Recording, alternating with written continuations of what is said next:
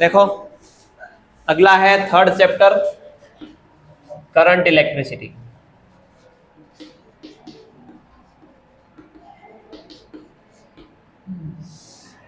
अब अगर अपन सबसे पहले बात करें कि व्हाट इज इलेक्ट्रिक करंट, तो क्या होता है इलेक्ट्रिक करंट?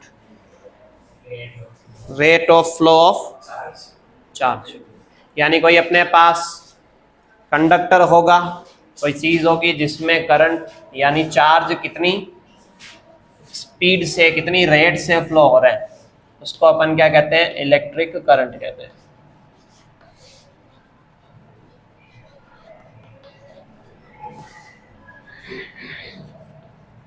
ठीक है। अब सबसे पहली बात तो इलेक्ट्रिक करंट फ्लो होने के लिए किसकी जरूरत है? कंडक्टर की। तो कंडक्टर क्या होते हैं? ऐसे मटेरियल जो जिनमें फ्री चार्जेस क्या होते हैं, फ्री इलेक्ट्रॉन होते हैं, वो क्या होते हैं? मौजूद होते हैं। उनको अपन क्या कहते हैं? कंडक्टर कहते हैं। कंडक्टर के लिए देखो अगर कंपैरेटिवली बात करें तो तीन तरह से अपन बांटते हैं। एक होता है कंडक्टर, एक होता है इंसुलेटर, और एक होता है सेमीकंडक्टर।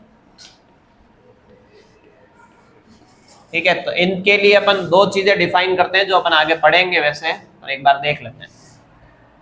एक आता है कंडक्टिविटी और एक आती है रेजिस्टिविटी।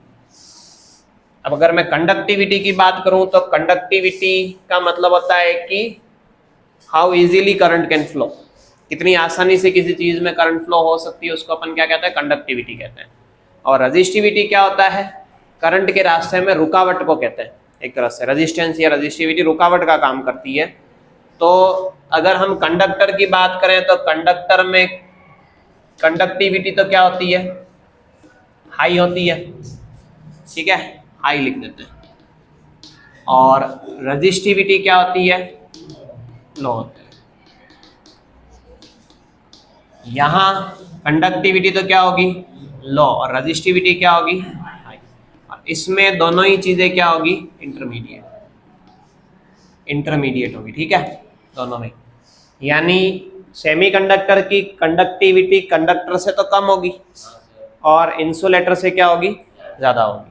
और इनमें रेजिस्टिविटी की बात करें तो कंडक्टर से रेजिस्टिविटी ज्यादा होगी और इंसुलेटर से क्या होगी? कम। तो ये एक अपन ओवरऑल क्लासिफिकेशन कर सकते हैं इनका। तो फिर हमने बात की कि करंट फ्लो होने के लिए किसकी जरूरत है? फ्री इलेक्ट्रॉन की। और फ्री इलेक्ट्रॉन किस में मौजूद होते हैं? कंडक्टर में। कहाँ होते हैं? एट एब्सोल्यूट जीरो पर भी इसमें फ्री इलेक्ट्रॉन मौजूद होते हैं। ठीक है, तो करंट की डेफिनेशन के हिसाब से अगर अपन फॉर्मूला निकाले तो I इज इक्वल टू क्या आता है? Q बाय टी, या फिर D Q by D T. ठीक है, डिस्क्रीट और कंटिन्यूअस की फॉर्म में आप ऐसे निकाल सकते हो। यूनिट की अगर बात करें तो ये एक फंडामेंटल क्वांटिटी है और इसकी यूनिट क्या होती है? एम्पियर। डायमेंशन की बात करें, डायमेंशन आ जाएगी ए। ठीक है, फिर देखो फिर आता है अपने पास एक चीज आती है जिसको अपन क्या बोलते हैं? Current density. क्या बोलते हैं? Current density. ये ध्यान रखना है कि करंट एक कौन सी क्वांटिटी है? स्केलर क्वांटिटी है। करंट खुद क्या है? एक स्केलर क्वांटिटी है। अब नेक्स्ट जो अपन बात करते हैं वो किसकी कर रहे हैं? करंट डेंसिटी की।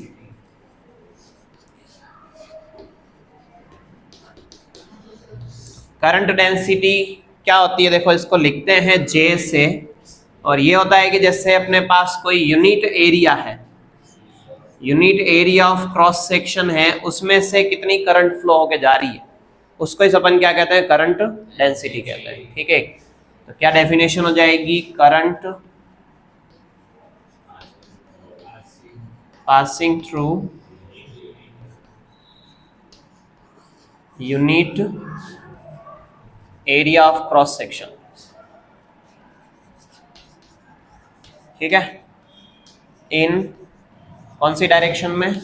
Perpendicular direction. ठीक है, इसके परपेंडिकुलरली निकलनी चाहिए। तो J इक्वल टू क्या फॉर्मूला आ जाएगा अपने पास? I अपॉन में A। ठीक है, अब देखो J जो है ना वो एक कौन सी क्वांटिटी है? Vector quantity. तो हम I को अगर J की टर्म में रिप्रेजेंट करें तो क्या लिखते हैं, J डॉट, ठीक है। अब करंट क्या होगी, करंट होगी कि एरिया की डायरेक्शन में J, यानी करंट डेंसिटी और एरिया की दोनों की डायरेक्शन क्या होनी चाहिए, सेम होनी चाहिए। इसको अपन ऐसे लिख सकते हैं, I इक्वल टू क्या आ जाएगा, J A cos थीटा, ठीक है। तो करंट को इस तरह से भी डिफाइन कर सकते हैं कि the dot product of J and A। अब इस J की यूनिट बताओ, एम्पियर पर मीटर स्क्वायर, और ये एक कौन सी क्वांटिटी है, वेक्टर क्वांटिटी है, ठीक है। यानी ये डायरेक्शन पे डिपेंड करेगी कि नहीं करेगी, करेगी, ठीक है। फिर आता है, देखो अपने पास एक टॉपिक आता है ड्रिफ्ट वेलोसिटी। इसकी डायमेंशन तो निकाल लोगे, इंपॉर्टेंट टॉपिक है अपने पास। जो फर्स्ट बड़ी डेरिवेशन है यहाँ पे वो क्या है, ड्रिफ्ट वेलोसिटी।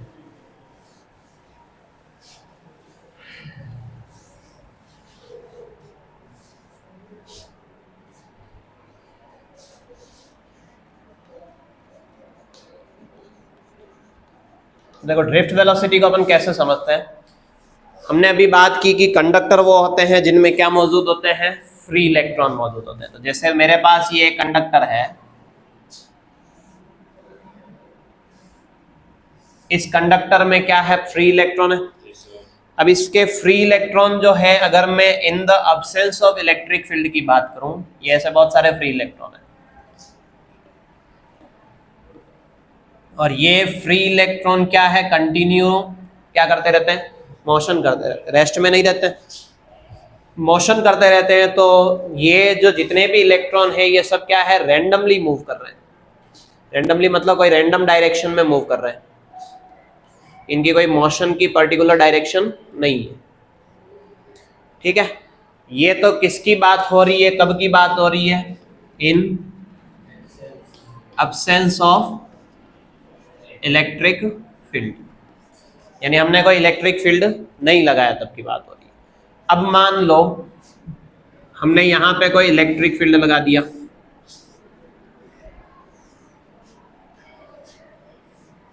इस तरह से मैंने इसको एक बैटरी से कनेक्ट कर दिया, ठीक है। बैटरी का वोल्टेज है V, तो V वोल्ट की बैटरी है, तो इस दोनों टर्मिनल पे कोई ना कोई इलेक्ट्रिक फील्ड जरूर डेवलप करेगी। तो यहाँ पे प्लस चार्ज आ गया, प्लस मतलब पॉजिटिव टर्मिनल आ गया, और ये आ गया नेगेटिव टर्मिनल। अब ये इलेक्ट्रॉन जो है ये सब क्या है, किसी एक पर्टिकुलर डायरेक्शन में क्या करेंगे, मोशन करेंगे, ठीक है। तो सारे के सारे इलेक्ट्रॉन किस डायरेक्शन में मोशन करेंगे, इस तरफ।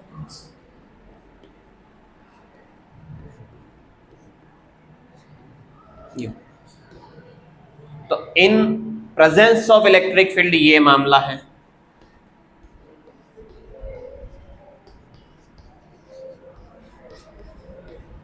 ठीक है। तो अगर हमने इलेक्ट्रिक फील्ड नहीं लगा रखा है तब की बात करें तो इन सब इलेक्ट्रॉनों की जो एवरेज वेलोसिटी है, एवरेज इनिशियल वेलोसिटी कितनी है, 0। u1 plus u2 plus u3 ऐसे निकालते हैं अपन, और ये वैल्यू किसके इक्वल है, 0, ठीक है। In presence of electric field जो इनकी वेलोसिटी होगी, उसी वेलोसिटी को अपन क्या कहते हैं, ड्रिफ्ट वेलोसिटी कहते हैं। तो पहले तो ड्रिफ्ट वेलोसिटी की डेफिनेशन क्या होती है, the average velocity of electrons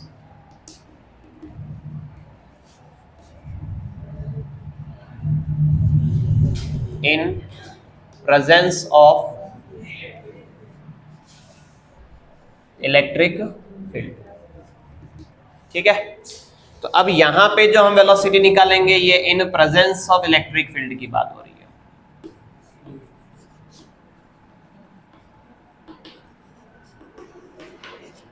इसमें क्या आ जाएगा, Vd से लिखते हैं ड्रिफ्ट वेलोसिटी, और ये इन सभी इलेक्ट्रॉन्स की क्या है, एवरेज है, V1 plus V2 plus Vn divided by, ठीक है। अब V equal to we know that क्या होता है, U प्लस AT। तो V1 की जगह तो क्या लिख देंगे, U1 plus AT1 plus U2 plus AT2, और ऐसे ही चलता जाएगा, और UN plus AT divided by N। U का जो सम है वो तो अपन वैसे ही एवरेज निकाल रहे हैं, कितना है 0 है। फिर देखो सब में हमने सेम कॉमन बैटरी लगा रखी है, तो सबके लिए एक्सेलरेशन जो होगा वो सबके लिए क्या होगा, सेम होगा। फोर्स सब पे सेम लग रहा है, तो ये हमने कॉमन ले लिया। यहाँ आ गया T1 plus T2 plus dot dot dot Tn upon में। ये जो चीज आ रही है ये टर्म अपने पास क्या आ रही है, Vd equal to A tau. ठीक है, ये क्या है, टो बार जो है ये अपन क्या कहते हैं, रिलैक्सेशन टाइम है। रिलैक्सेशन टाइम का डेफिनेशन तो ये होती है कि the average time taken between two successive collision, यानी कोई इलेक्ट्रॉन है वो लगातार दो टक्कर करेगा, उस टक्कर के बीच का जो टाइम है वो क्या कहलाता है, रिलैक्सेशन टाइम कहलाता है। अब इसमें देखो इलेक्ट्रॉन यहाँ से यहाँ तक जा रहे हैं, यूनिफॉर्म मोशन है तो टक्कर तो होगी नहीं, तो यहाँ से यहाँ तक पूरे में ही वो फ्लो होंगे, उसका जो एवरेज टाइम होगा उसको क्या कहेंगे, रिलैक्सेशन टाइम कहेंगे। क्योंकि कोलिजन, दो कोलिजन के बीच का टाइम है, तो यहाँ से यहाँ तक तो कोलिजन हो ही नहीं रही है, उसके टाइम का पूरा टाइम रिलैक्सेशन टाइम ही होगा। ठीक है, फिर देखो ये एक फॉर्मूला बन गया। अब वी नो दैट कि जो फोर्स है, इलेक्ट्रिक फील्ड लगा रखा है यहाँ पे, तो उस इलेक्ट्रिक फील्ड को हमने क्या कह दिया, वो क्या है, ई। ठीक है, इलेक्ट्रिक फील्ड की डायरेक्शन देखो प्लस से किसकी तरफ है, माइनस की तरफ। तो फोर्स इज इक्वल टू क्या होता है, Q इंटू ई। अब इलेक्ट्रॉन पे जो फोर्स है वो इलेक्ट्रिक फील्ड की कौन सी डायरेक्शन में लगेगा, अपोजिट या सिमिलर। इलेक्ट्रॉन नेगेटिवली चार्ज है, इलेक्ट्रिक फील्ड इस तरफ है, तो इलेक्ट्रॉन पे फोर्स उधर लग रहा है, तो डायरेक्शन क्या हो गई, अपोजिट। तो उस अपोजिट डायरेक्शन की वजह से माइनस Q यानी चार्ज है, ये E आ गया, इलेक्ट्रॉन पे चार्ज और E इलेक्ट्रिक फील्ड। तो फोर्स जो है वो अपोजिट डायरेक्शन में लग रहा है। अब फोर्स को हम क्या लिख सकते हैं, M इंटू ए लिख सकते हैं। तो A की वैल्यू क्या आ जाएगी, माइनस ई बाय एम। ये वैल्यू अपन यहाँ रख देंगे, तो जो ड्रिफ्ट वेलोसिटी का अपने पास फाइनल एक्सप्रेशन आया वो क्या आ गया, minus e by m into to.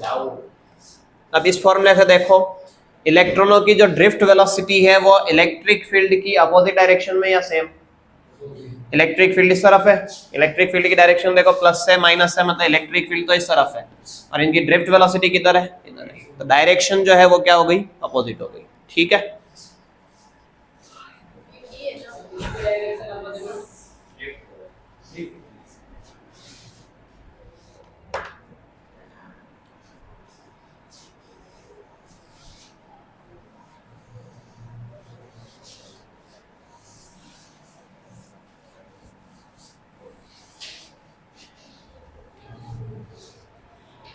ठीक है। फिर नेक्स्ट अपने पास टॉपिक आता है, देखो इंपॉर्टेंट है, relation between drift velocity and electric current.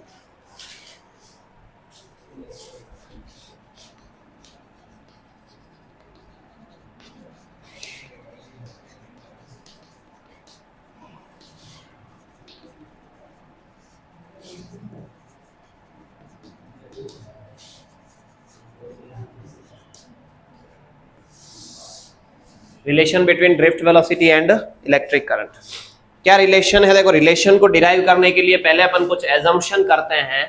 मान लो मेरे पास इस तरह का एक कंडक्टर है, ठीक है, इस कंडक्टर की लेंथ हमने सपोज क्या ले ली, L। ठीक है, इसका जो एरिया ऑफ क्रॉस सेक्शन है वो क्या ले लिया, A। ठीक है, फिर number of electrons, number of electron in unit volume, यानी इस कंडक्टर के यूनिट वॉल्यूम में जो नंबर ऑफ इलेक्ट्रॉन है वो कितने हैं, N। लेंथ हमने क्या ले रखी है, L। एरिया हमने कितना ले रखा है, A। तो इसका जो वॉल्यूम होगा, वॉल्यूम क्या आता है, A इंटू L। देखो वॉल्यूम ऑफ सिलेंडर क्या होता है, सिलेंडर के वॉल्यूम का फॉर्मूला आता है पाई आर स्क्वायर H। ठीक है, अब पाई आर स्क्वायर तो ये क्रॉस सेक्शनल एरिया हो गया, H मतलब हाइट, यहाँ हाइट की जगह क्या यूज में लेना है, लेंथ, तो क्या आ गया L। ठीक है, तो A इंटू क्या आ गया L। यूनिट वॉल्यूम में N इलेक्ट्रॉन है, वॉल्यूम कितना है Al, तो टोटल नंबर ऑफ इलेक्ट्रॉन अगर निकालें टोटल नंबर ऑफ इलेक्ट्रॉन क्या आ जाएंगे, वॉल्यूम को यूनिट नंबर से मल्टीप्लाई कर देंगे तो क्या आ जाएगा, Na। ठीक है, ये तो क्या हुआ है, टोटल नंबर ऑफ इलेक्ट्रॉन हुए। फिर अगर मैं बात करूं टोटल चार्ज की, तो देखो टोटल चार्ज कितना है, चार्ज इक्वल टू होता है Q equal to N into E। N क्या है यहाँ पे, total number of electron, N तो है टोटल नंबर ऑफ इलेक्ट्रॉन, तो अब N की जगह पे क्या लिख सकते हो, NaL, और ये आ गया। अब हमें पता है I करंट क्या होता है, Q अपॉन T, तो Q की जगह तो क्या लिख देंगे, NaLE अपॉन में NaE, L by T, L यानी इलेक्ट्रॉन यहाँ से यहाँ गए, उसमें टाइम लगा T, तो यहाँ से यहाँ तक गए, तब भी मैंने बताया था कि यहाँ से यहाँ तक का पूरा टाइम रिलैक्सेशन टाइम होता है, कोई कोलिजन नहीं होती है। तो ये जो वेलोसिटी आएगी ना, देखो डिस्टेंस अपॉन में टाइम, डिस्टेंस अपॉन टाइम क्या होता है, वेलोसिटी। तो ये जो वेलोसिटी आएगी, ये कौन सी वेलोसिटी आएगी, ड्रिफ्ट वेलोसिटी। ये अपने पास किसका रिलेशन आ गया, relation between electric current and drift velocity. ठीक है, फिर नेक्स्ट बात आती है, देखो relation between current density and drift velocity. तो हमें यहीं से अगर हम आगे निकालना चाहें, करंट डेंसिटी की बात निकालना चाहें, तो हमें पता है J इक्वल टू क्या होता है, I अपॉन A। ये जो I की वैल्यू ये यहाँ रख दे, A से A कैंसिल हो जाएगा, तो रिलेशन क्या आ जाएगा, NeVd। ठीक है, ये आपके रिलेशन बिटवीन किसके बीच में हो गया, drift velocity and current density के बीच। ठीक है, अब नेक्स्ट जो टॉपिक है इसमें वो है ओम्स लॉ।